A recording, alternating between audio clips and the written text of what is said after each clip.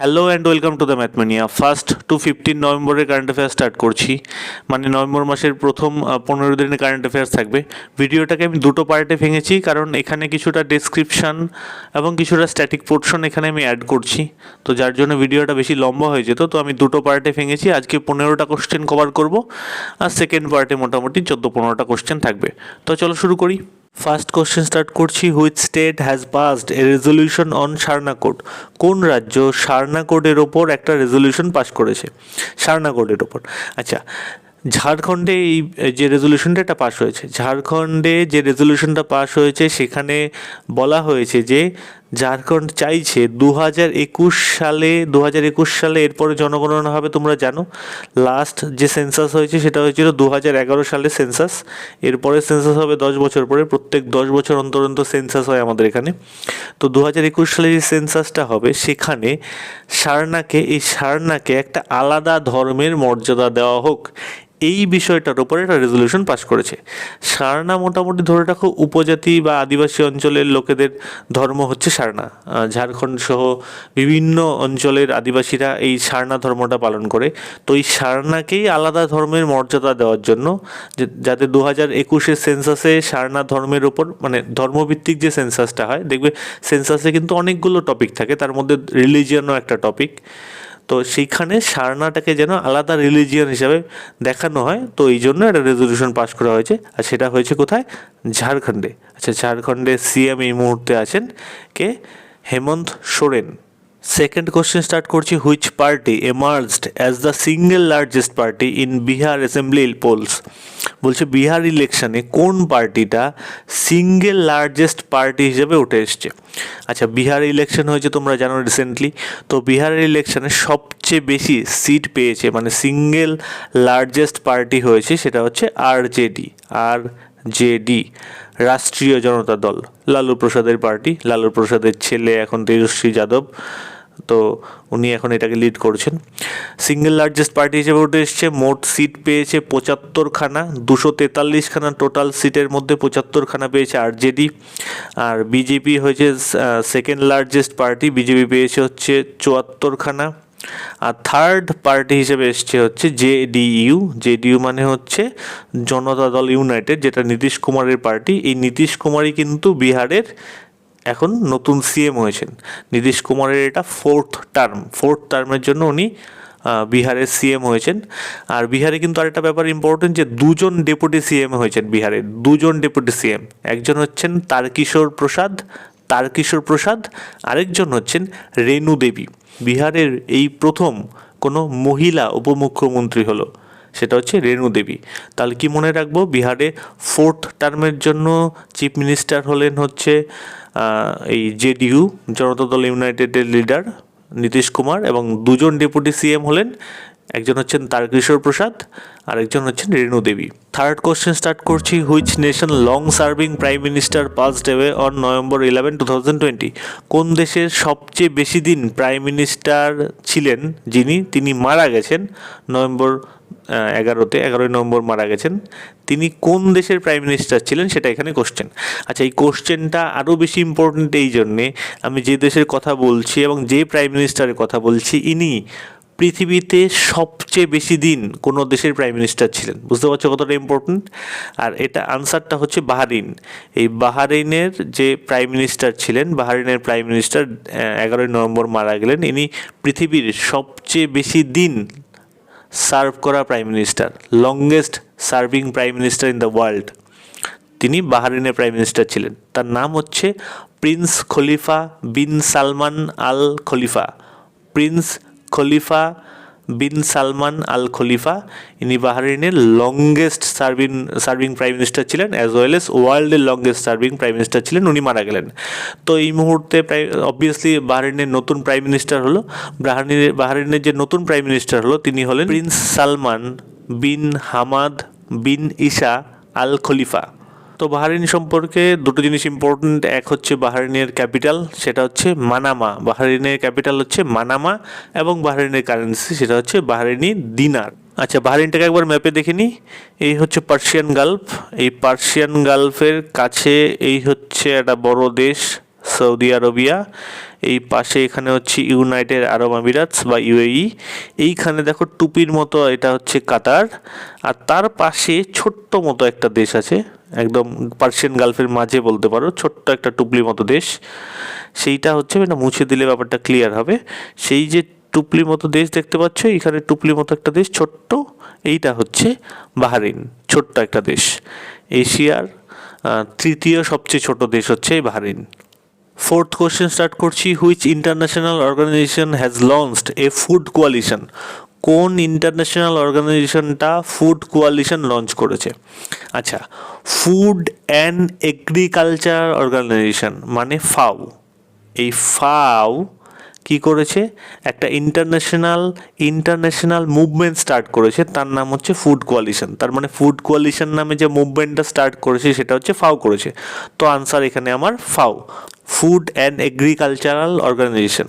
আচ্ছা, কোভিড নাইন্টিনের জন্য যে ফুড সিস্টেমে যে সমস্যাগুলো তৈরি হয়েছে, সেইটার উপরেই ফুড সিস্টেম এবং এগ্রিকালচারের উপর এই কোভিড নাইন্টিনের যে ইম্প্যাক্ট, সেইটাকে অ্যাড্রেস করেই এই ইন্টারন্যাশনাল মুভমেন্ট মানে ফুড কোয়ালিশন এটাকে স্টার্ট করেছে হচ্ছে ফাও।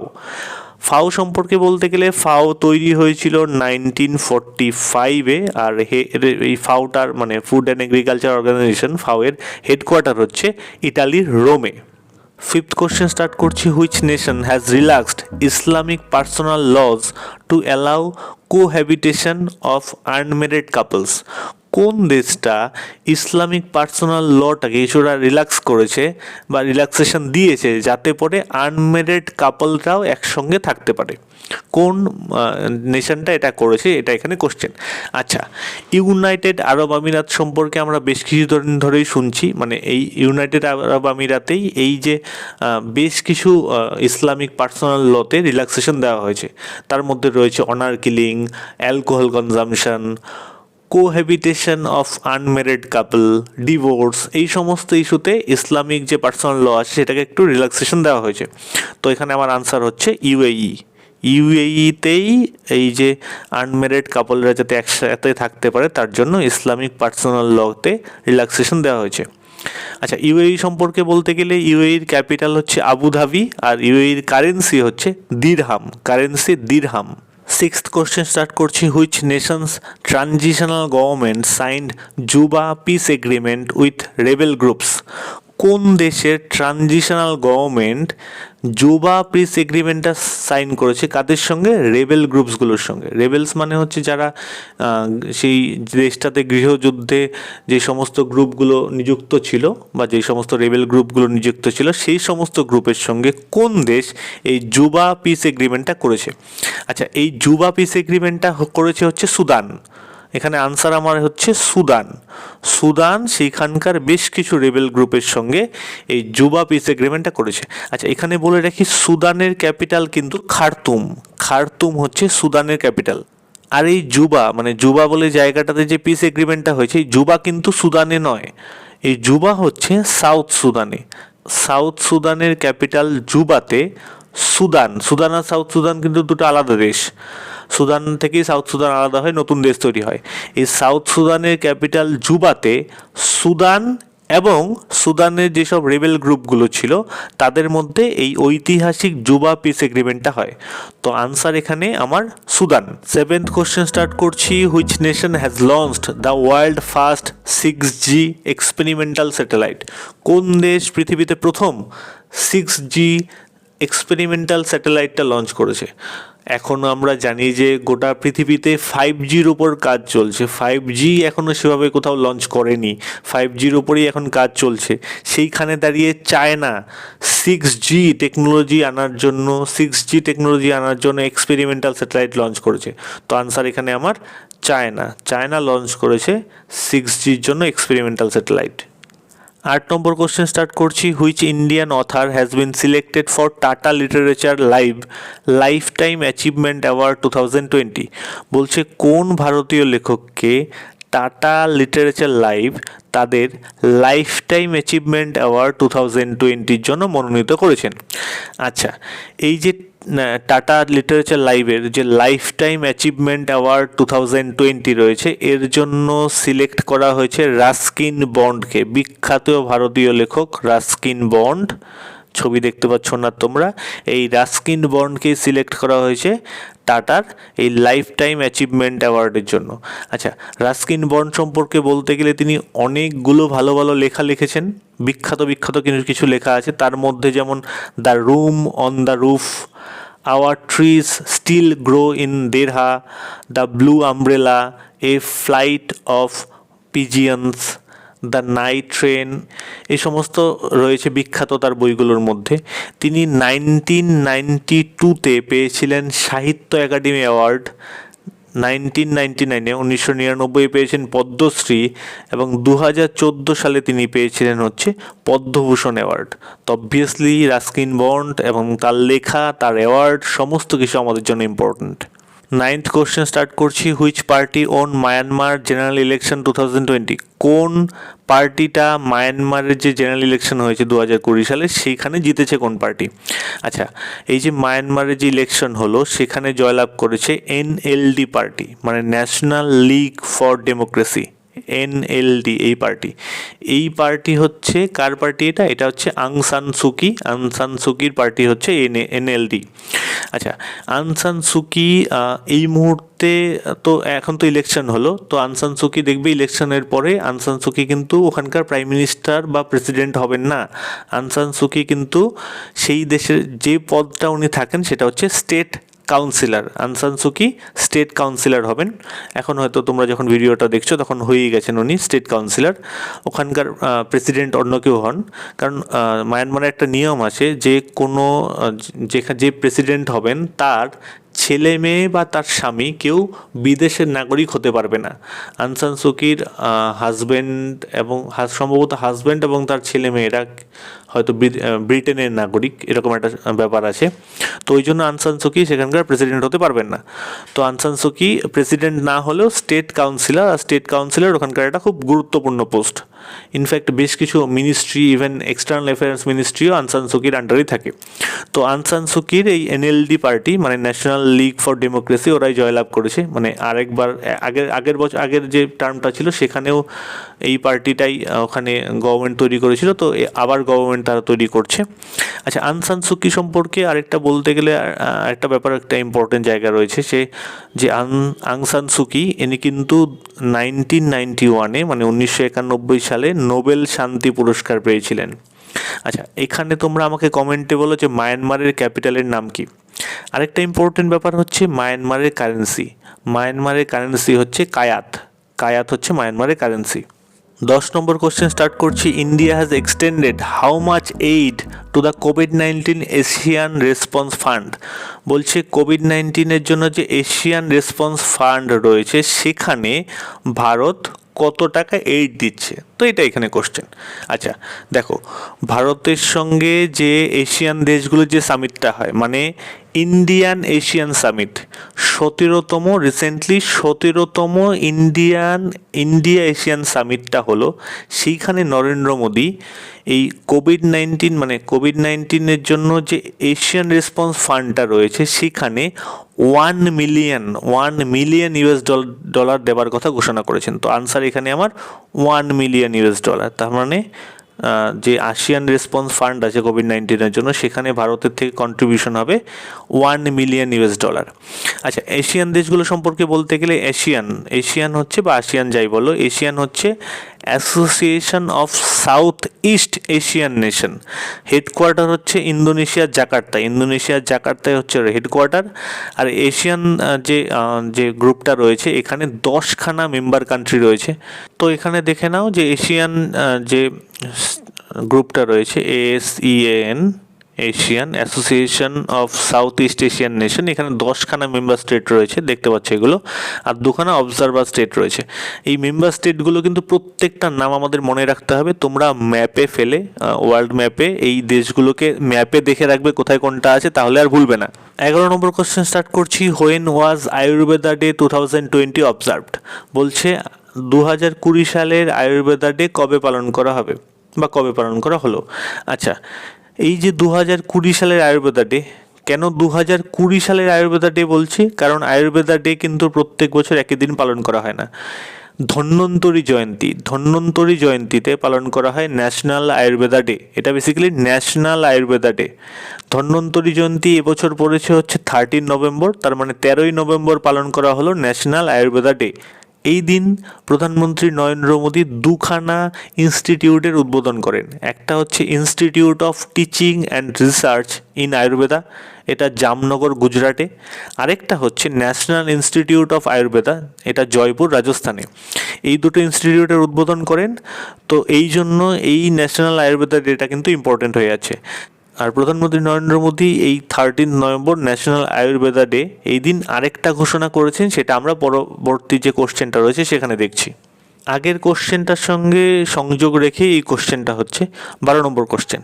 Which organization will set up a global centre on traditional medicine in India? কোন অর্গানাইজেশনটা ভারতে একটা গ্লোবাল সেন্টার, ট্র্যাডিশনাল মেডিসিনের ওপর একটা গ্লোবাল সেন্টার তৈরি করবে? ভারতবর্ষে ট্র্যাডিশনাল মেডিসিনের ওপর গ্লোবাল সেন্টার তৈরি করবে কোন অর্গানাইজেশনটা? ওই যে বললাম প্রধানমন্ত্রী নরেন্দ্র মোদী 13ই নভেম্বর কি গেল? 13ই নভেম্বর গেল হচ্ছে ন্যাশনাল আয়ুর্বেদা ডে। এই দিন আরেকটা ঘোষণা করেছেন যে হু মানে ওয়ার্ল্ড হেলথ অর্গানাইজেশন ভারতবর্ষে ট্রেডিশনাল মেডিসিনের জন্য গ্লোবাল সেন্টার তৈরি করবে। তো এটা আমাদের জন্য একটা ইম্পর্টেন্ট ডেভেলপমেন্ট। আচ্ছা, হু সম্পর্কে বলি। হু তৈরি হয়েছিল 1948-এ। হু এর হেডকোয়ার্টার মানে ওয়ার্ল্ড হেলথ অর্গানাইজেশন, এর হেডকোয়ার্টার হচ্ছে জেনেভা, সুইজারল্যান্ডে।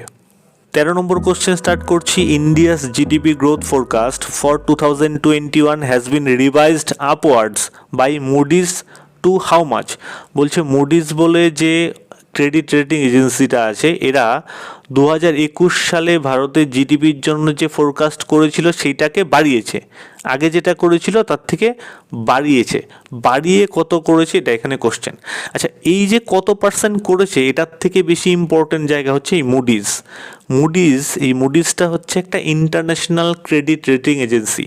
এই মুডিস ছাড়াও আরও দুটো important international credit rating agency রয়েছে। এরা বিভিন্ন দেশগুলোকে রেটিং দেয়। কীরকমভাবে রেটিং দেয়? সেই দেশটা বিজনেস করার জন্য কতটা ভায়াবল সেই রকম রেটিং দেয়। এই মুডিস হচ্ছে একটা ইন্টারন্যাশনাল ক্রেডিট রেটিং এজেন্সি। এর সাথে আরও দুটো ইম্পর্টেন্ট ক্রেডিট রেটিং এজেন্সি রয়েছে, স্ট্যান্ডার্ড অ্যান্ড পুয়ার্স এবং ফিচ রেটিংস। এই তিনটে ক্রেডিট রেটিং এজেন্সি কিন্তু মনে রাখবে। কি বললাম?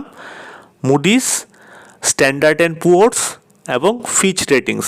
আচ্ছা, এইগুলো তো গেল ইন্টারন্যাশনাল ক্রেডিট রেটিং এজেন্সি। ভারতবর্ষেও বেশ কিছু ক্রেডিট রেটিং এজেন্সি রয়েছে যেগুলো আমাদের জন্য ইম্পর্টেন্ট, যেমন CRISIL, ICRA, CARE, care, SMREA। এই চারটে বললাম, এগুলো কিন্তু মনে রাখো, বিভিন্ন এক্সামে কিন্তু এগুলো আসে, ইকোনমিক্সের কোশ্চেন দেখবে।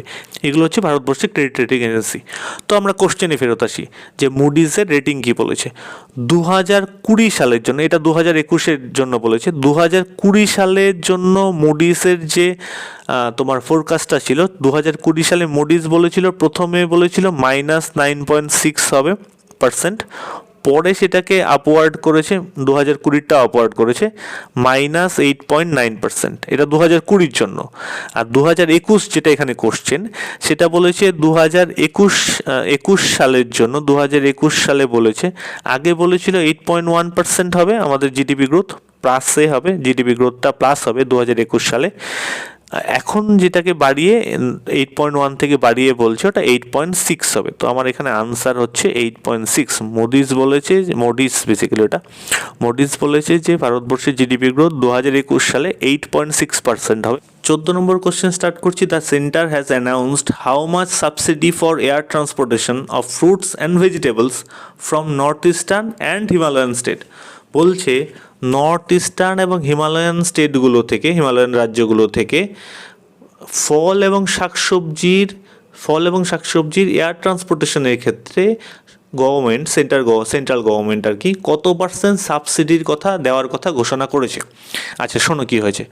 নর্থ ইস্টার্ন স্টেট মানে আমাদের যে নর্থ ইস্টার্নের 8খানা স্টেট রয়েছে, এই নর্থ ইস্টের 8খানা স্টেট এবং বাকি যে হিমালয়ান স্টেটগুলো রয়েছে সেই সব স্টেটগুলো থেকে যদি ফল এবং শাকসবজি প্লেনে করে কোথাও ট্রান্সপোর্ট করা হয়, মানে এয়ার ট্রান্সপোর্টেশন করা হয়, সেই ক্ষেত্রে আমাদের যে ministry of food processing industry আছে তারা ঘোষণা করেছে যে সেই ক্ষেত্রে এয়ার ট্রান্সপোর্টেশনের ক্ষেত্রে 50% সাবসিডি দেওয়া হবে। মানে যা খরচা হবে তার 50% গভর্নমেন্ট বহন করবে।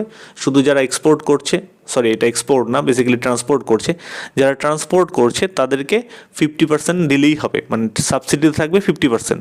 তাহলে মনে রাখবে যে নর্থ ইস্টার্ন এবং হিমালয়ান স্টেটগুলো থেকে ফল এবং শাকসবজিকে যদি এয়ার ট্রান্সপোর্টেশন করা হয় তাহলে সেই ক্ষেত্রে ministry of food processing industries 50% subsidy দেবে, মানে সেন্ট্রাল গভর্নমেন্ট 50% সাবসিডি দেবে। তো আনসার এখানে আমার 50% বি। 15 নম্বর কোশ্চেন স্টার্ট করছি, এটা আজকের last question. Which nation has declared a no fly zone in Nagorno Karabakh region? বলছে কোন দেশ নাগর্নো কারবাখ অঞ্চলটাতে নো ফ্লাই জোন ঘোষণা করেছে। আচ্ছা ব্যাপারটা একটু শুনে নিই কী হয়েছে। আমরা অনেক দিন থেকেই শুনছি যে আর্মেনিয়া এবং আজারবাইজানের মধ্যে ঝামেলা হচ্ছিল, যুদ্ধ হয়েছে। আর্মেনিয়া এবং আজারবাইজানের মধ্যে যুদ্ধ চলছিল, আর এই যুদ্ধটা যে হচ্ছিল তার পেছনে মেন যে ডিসপিউটেড এরিয়াটা ছিল সেটা হচ্ছে এই নাগর্নো কারবাখ। এই নাগর্নো কারবাখ হচ্ছে গিয়ে আর্মেনিয়া এবং আজারবাইজানের মধ্যে একটা ডিসপিউটেড টেরিটরি ছিল, এবং এই আর্মেনিয়া এবং আজারবাইজানের মধ্যে যে যুদ্ধটা চলছিল সেটা একটা পিস ডিলের মাধ্যমে শেষ হয়। আর এই পিস ডিলটাতে মধ্যস্থতা করেছে রাশিয়ার মধ্যস্থতায় আর্মেনিয়া এবং আজারবাইজানের মধ্যে একটা পিস ডিল হয়। এই পিস ডিলটা নাম শোনো তাহলে বুঝতে পারবে।